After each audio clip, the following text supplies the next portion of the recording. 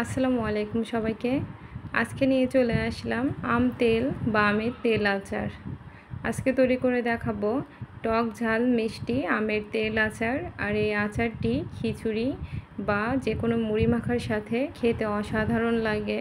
আর এই আচারটি তৈরি করাও খুবই সহজ, রোদে দেওয়ার কোনো ঝামেলা ছাড়াই এই আচারটি বছর জুড়ে সংরক্ষণ করতে পারবেন। তাহলে আর কথা না বাড়িয়ে চলুন দেখে নিই রোদে দেওয়ার ঝামেলা ছাড়াই এই আমের তেল আচার তৈরি করে কিভাবে সারা বছর সংরক্ষণ করে রাখা যায়। আচার তৈরির জন্য এখানে কাঁচা আম নিয়েছি 1 কেজি পরিমাণে। এখানে টক বা মিষ্টি যে কোনো আমই নিয়ে নিতে পারেন। আমগুলোকে আমি খুব ভালোভাবে ধুয়ে পরিষ্কার করে নিয়েছি। এখন এই আমগুলোকে খোসা সহই কেটে নিব। ফিরে আসছি আমগুলো কেটে নেওয়ার পরে। আমগুলো কেটে নেওয়ার পরে দেখুন দেখতে এমন হয়েছে।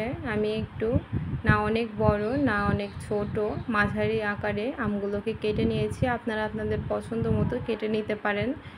আর আমগুলোকে আমি খোসা সহই কেটে নিয়েছি। এই আমের তেল আচারে খোসা সহ খেতে বেশি মজা লাগে। আপনারা আপনাদের পছন্দ মতো যে কোনো আকারে কেটে নিতে পারেন। আমগুলো কিন্তু কাটার পরে আমি আর ধুইনি। এখন এর মধ্যে দিয়ে দেব 1/2 টেবিল চামচ পরিমাণে লবণ আর দিয়ে দেব 2 টেবিল চামচ পরিমাণে ভিনেগার। এখন লবণ এবং ভিনেগারের সাথে আমগুলোকে ম্যারিনেট করে নিব। আর এই কাজটা অবশ্যই হাত দিয়ে করবেন ভালোভাবে। আমের সাথে লবণ এবং ভিনেগারটি ম্যারিনেট করে নিতে হবে। ভালোভাবে ম্যারিনেট করে নেওয়া হয়ে গেলে এখন এর মধ্যে দিয়ে দিব পানি। আমগুলো যাতে ডুবে থাকে সেই পরিমাণে পানি দিয়ে নিতে হবে। সম্পূর্ণ পানি দেওয়া হয়ে গেলে এখন এই আমগুলোকে রেস্টে রেখে দিব 1 ঘন্টার জন্য। ফিরে আসছি 1 ঘন্টা রেস্টে রাখার পরে। লবণ এবং ভিনেগার মিশ্রিত পানিতে আমগুলো এভাবে ডুবিয়ে রাখার 1 ঘন্টা পরে দেখতে পাবেন আমের গায়ে থেকে কষ বা ময়লা বেরিয়েছে, পানিটাও ময়লা হয়ে গিয়েছে।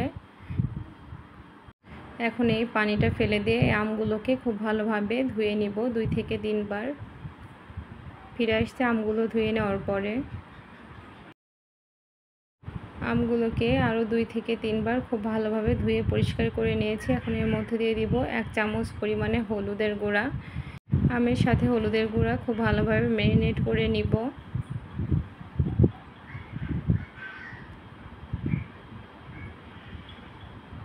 ভালোভাবে ম্যারিনেট করে নেওয়া হয়ে গেলে আমগুলোর গায়ে যে পানি আছে সেই পানিটা শুকিয়ে নিতে হবে।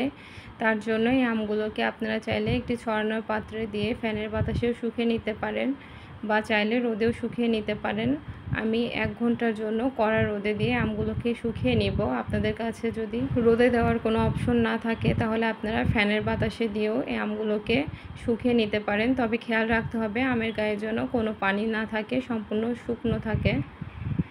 এখন এই আমগুলোকে একটি ছড়ানো পাত্রে ঢেলে নিচ্ছি। নিয়ে আমগুলোকে একটি চামচ দিয়ে ছড়িয়ে দিব। এখন এই আমগুলোকে 1 ঘন্টার জন্য কড়া রোদে শুকিয়ে নিব যাতে আমের গায়ে কোনো পানি না থাকে। আর আপনারা যদি ফ্যানের বাতাসে বা রোদে দেওয়ার কোনো ঝামেলা না করতে চান তাহলে সেক্ষেত্রে আপনারা টাওয়াল বা সুতি কাপড় দিয়ে আমগুলোকে মুছে শুকনো করে নিতে পারেন। তাহলে আর আলাদা করে রোদে দিয়ে শুকিয়ে নিতে হবে না। ফিরে আসছি আমগুলো রোদে শুকিয়ে নেওয়ার পরে। এই সময়টাতে আচার তৈরির জন্য একটি মশলা তৈরি করে নিব। তার জন্য একটি শুকনো প্যানে নিয়ে নিচ্ছি 1 চা চামচ পরিমাণে আস্ত ধনিয়া, আর নিয়ে নিচ্ছি 1/2 চা চামচ জিরা, নিয়ে নিচ্ছি 1 চা চামচ পাঁচফোড়ন, নিচ্ছি কয়েকটা এলাচ, নিয়ে নিচ্ছি কয়েক টুকরা দারচিনি। দারচিনিগুলোকে ছোট করে ভেঙে দিয়েছি। আর দিয়ে দিচ্ছি কয়েকটা শুকনো মরিচ। এখন শুকনো প্যানে এগুলোকে লো হিটে ভেজে নিতে হবে যতক্ষণ না পর্যন্ত এই মশলাগুলোর কালারটা হালকা চেঞ্জ হয়ে সুন্দর একটি স্মেল বের হয়। এভাবেই অনবরত নেড়ে লো হিটে ভেজে নিতে হবে।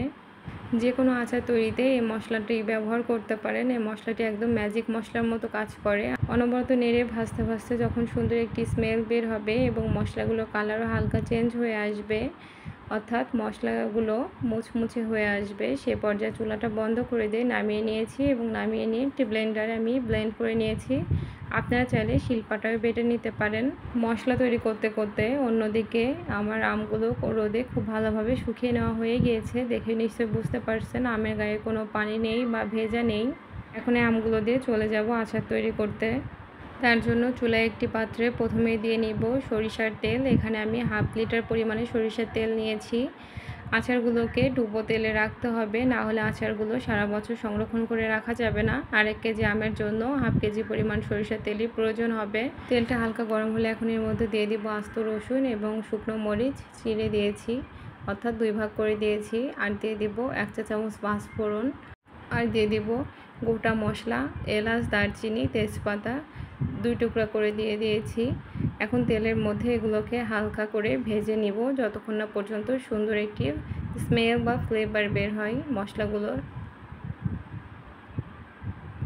খাঁটি সরিষার তেলে জাল করলে এভাবেই ফেনা বা বুদবুদ ওঠে। এর মধ্যে একটু সাবধানের সাথে নেড়ে দিতে হবে। মশলাগুলো যখন ভালোভাবে ভেজে নেওয়া হয়ে যাবে তখন এর মধ্যে দিয়ে দেব 1/2 চা চামচেরও কম আদা বাটা, আর দিয়ে দিব 3 টেবিল চামচ পরিমাণে সরিষা বাটা।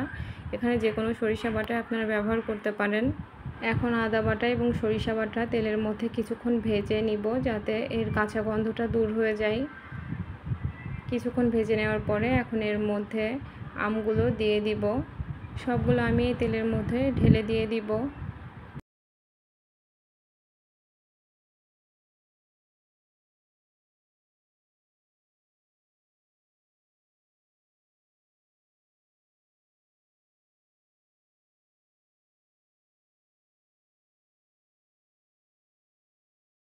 সম্পূর্ণ আমগুলো ঢেলে দেওয়া হয়ে গেলে তেল এবং মশলার সাথে আমগুলোকে মিশিয়ে নিব। ভালোভাবে নেড়ে মিশিয়ে দেওয়া হয়ে গেলে এখন এর মধ্যে দিয়ে দিব চিনি। এখানে আমি 1/4 কাপ পরিমাণে চিনি দিয়ে নিয়েছি। আপনারা আপনাদের টেস্ট অনুযায়ী বাড়িয়ে বা কমিয়ে নিতে পারেন, বা আপনাদের আম কতটুকু টক বা মিষ্টি তার উপর নির্ভর করেও চিনির পরিমাণটা কমিয়ে বাড়িয়ে নিতে পারেন। চিনির সাথে আমগুলোকে নেড়ে মিশিয়ে দিব। ভালোভাবে মিশিয়ে দেওয়া হয়ে গেলে এখন এর মধ্যে দিয়ে দিব ভিনেগার। এখানে আমি 2/4 কাপ পরিমাণে, অর্থাৎ 1/2 কাপ পরিমাণে ভিনেগার ব্যবহার করেছি। আর দিয়ে দিব 1/2 চা চামচ পরিমাণে লবণ, দিয়ে দিব 1/2 চা চামচ পরিমাণে হলুদের গুঁড়া, আর দিয়ে দিব 1/2 চা চামচ পরিমাণে মরিচের গুঁড়া। মরিচের গুঁড়াটা আপনাদের টেস্ট অনুযায়ী দিয়ে নেবেন কতটুকু ঝাল খেতে চান। এখন এই সবগুলোকে মিশিয়ে নিব। মিশিয়ে নেওয়া হয়ে গেলে চিনি গলে যে পানিটা বের হবে এবং ভিনেগার দেওয়া, সেই ভিনেগার এবং চিনির পানিটার সাথে এই আমগুলোকে সিদ্ধ করে নিতে হবে। এখন একটি ঢাকনা দিয়ে ঢেকে একদম লো হিটে জাল করব যতক্ষণ না পর্যন্ত আমগুলো সিদ্ধ হয়ে আসছে। মাঝে মাঝে ঢাকনা খুলে একটু নেড়ে মিশিয়ে দিতে হবে। আর চুলার জালটা অবশ্যই লো হিটে রেখে দিতে হবে, না হলে কিন্তু আমগুলো সিদ্ধ হবে না ভালোভাবে।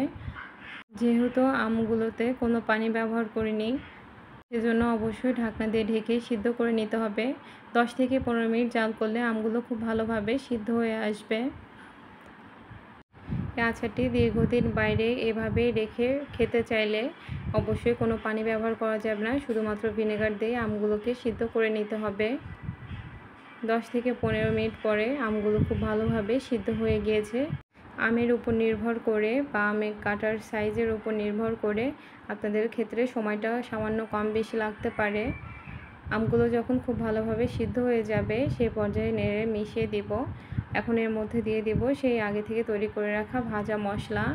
এখানে আপনাদের পরিমাণ অনুযায়ী মশলা দিয়ে নেবেন। আমি এখানে 2 চা চামচ পরিমাণে ভাজা মশলা ব্যবহার করেছি। ভাজা মশলা দেওয়ার পরে খুব ভালোভাবে নেড়ে মিশিয়ে দিব।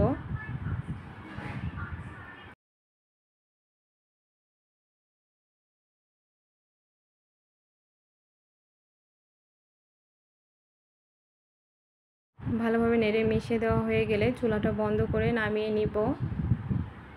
এখন এই আচারটিকে চুলা থেকে নামিয়ে সম্পূর্ণভাবে ঠান্ডা করে কাচের জারে সংরক্ষণ করে রেখে দিতে পারেন। তবে অবশ্যই একটি বিষয় খেয়াল রাখতে হবে, আচারগুলো যেন ডুবো তেলে থাকে, তাহলে রোদে না দিলেও সারা বছর এভাবেই বাইরে রেখে খেতে পারবেন। তাহলে দেখলেন তো কত সহজেই আচারটি তৈরি করে নেওয়া যায়। এই আচারটি খেতে কিন্তু অসম্ভব মজার হয়ে থাকে। এই আচারটি যেহেতু টক ঝাল মিষ্টি, তাই খিচুড়ির সাথে এই আচারটা জাস্ট জমে যায়। ট্রাই না করলে বুঝবেন না এর মজা। এছাড়াও যে কোনো মুড়ি মাখা বা ঝালমুড়ির সাথেও সামান্য পরিমাণের মশলা দিয়ে মেখে খেতে পারেন, খেতে খুবই অসাধারণ লাগে। বাসায় ট্রাই করলে অবশ্যই আমাকে কমেন্টে জানাতে ভুলবেন না। আমার রেসিপিগুলো যদি ভালো লেগে থাকে আমার চ্যানেল বা পেজটি সাবস্ক্রাইব বা ফলো করে পাশেই থাকুন। সবাইকে অসংখ্য ধন্যবাদ। সবাইকে আল্লাহ হাফেজ।